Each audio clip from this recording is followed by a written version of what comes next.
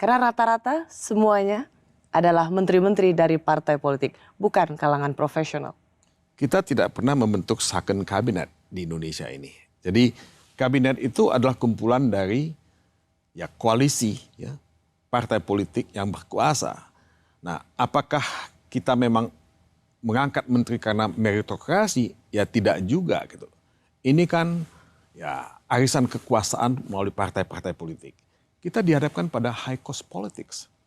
High cost politics yang butuh biaya besar, apakah untuk pemilu, apakah untuk membayar utang-utang ketika pemilu dan pilpres. Dan ini menurut saya akibatnya adalah abuse of power.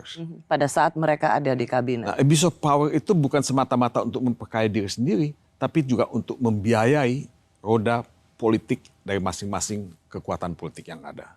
Ya, Presiden Jokowi akan menjadi presiden sampai Oktober 2024.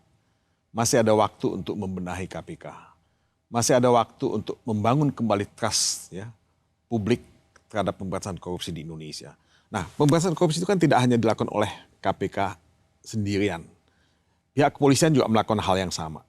Pihak Kejaksaan Agung juga melakukan hal yang sama. Menurut saya 3 lembaga ini betul-betul mesti diusahakan menjadi satu kekuatan yang dahsyat. Punya sinergi dan koordinasi yang kuat untuk memberantas korupsi. Nah, inilah kesempatan emas buat Presiden Jokowi untuk memulihkan kepercayaan publik terhadap semangat pemberantasan korupsi. Ya, menurut saya Presiden itu bisa meminta memanggil satu-satu pimpinan lembaga-lembaga penegak hukum ini untuk bersinergi satu dengan yang lain.